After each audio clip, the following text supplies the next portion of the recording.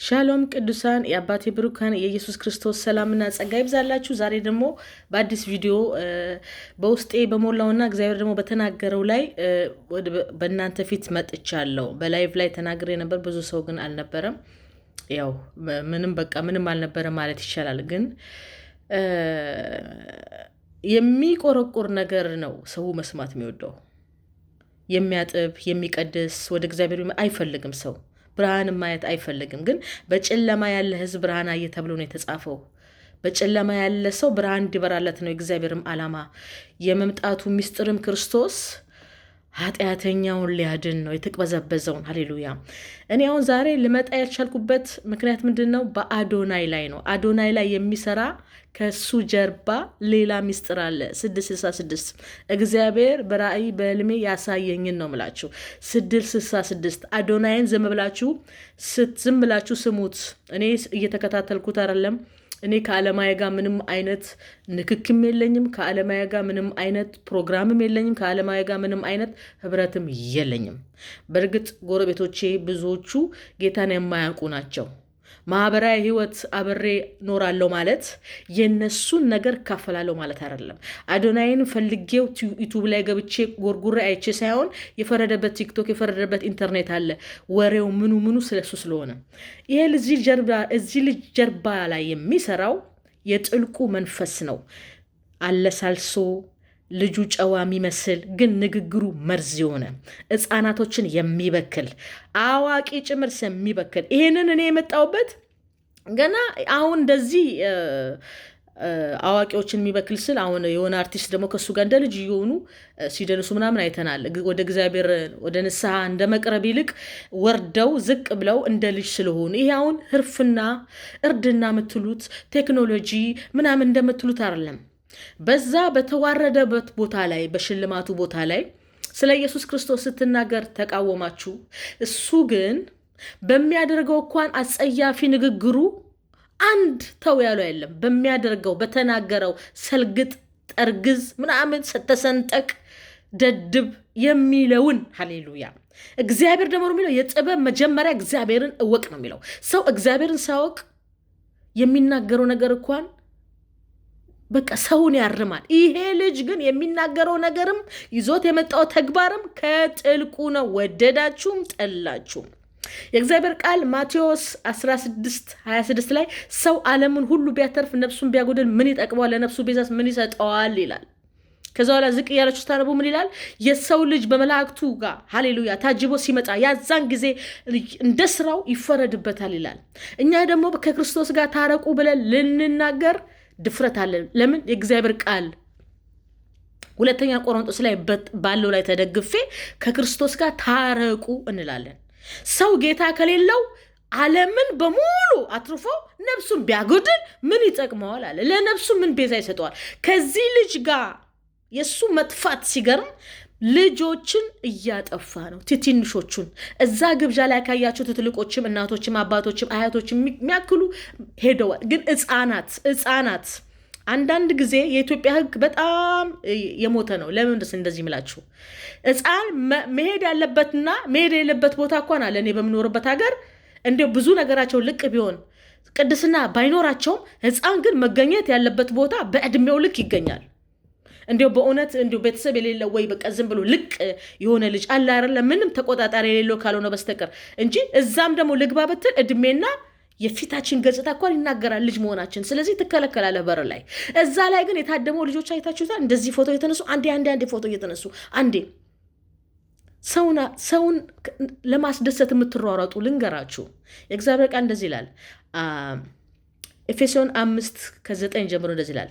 የብርሃን ፍሬ በጎነት፣ ጽድቅ፣ እምነት ሁሉ ነው። ለጌታ ደስ የሚያሰኘውን እየመረመራችሁ እንደ ብርሃን ልጆች ተመላለሱ ይላል። ለጌታ ደስ የሚያሰኘውን እየመረመራችሁ። ለጌታ ደስ የሚያሰኘው ምንድን ነው? ለጌታ ደስ የሚያሰኘው ሰልግጥ፣ በልጥቅ፣ ራስን በራስ ተገናኝ፣ የፈለከውን አድርግ፣ ስሜትህን ስማ የሚል ነው። ጌታን ስማ ነው የሚለው። የብርሃን ፍሬ በጎነት፣ ጽድቅ፣ እምነት ሁሉ ነውና ለጌታ ደስ የሚያሰኙ እየመረመራችሁ እንደ ብርሃን ልጆች ተመላለሱ።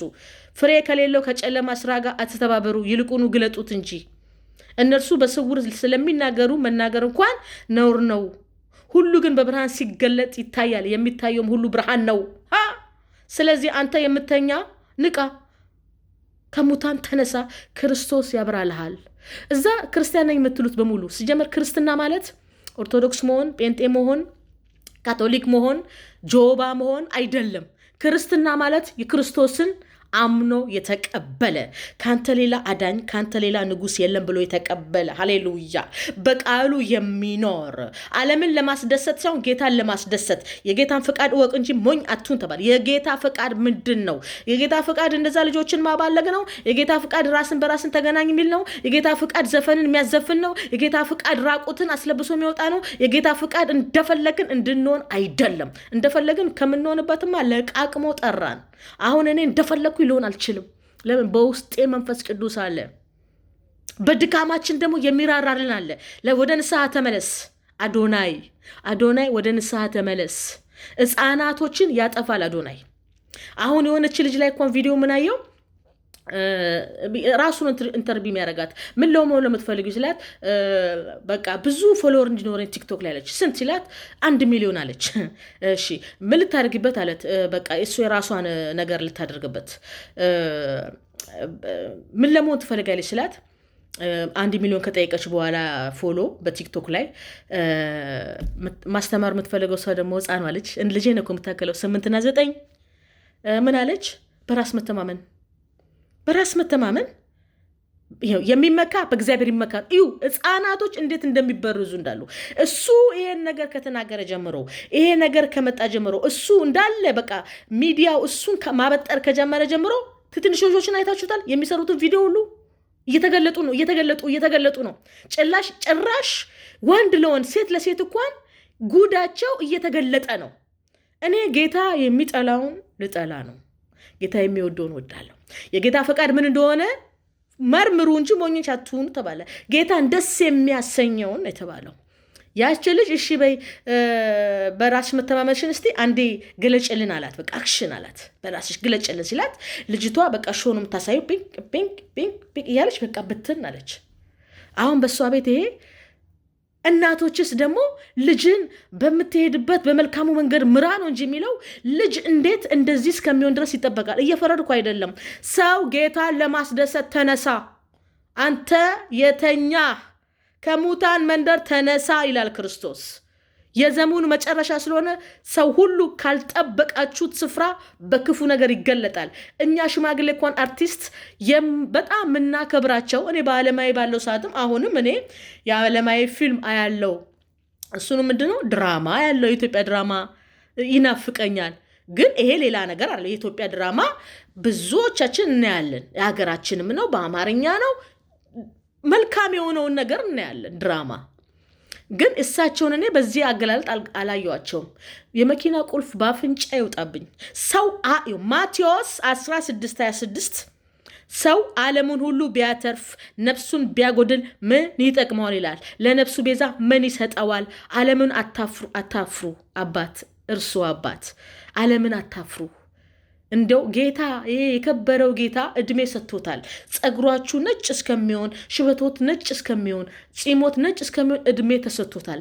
ከዚህ ልጅ ጋር እርሶ እየመከሩት መመለስ ነው ያለቦት እንጂ ከዚህ ጋር መጨፈር መደነስ አይደለም።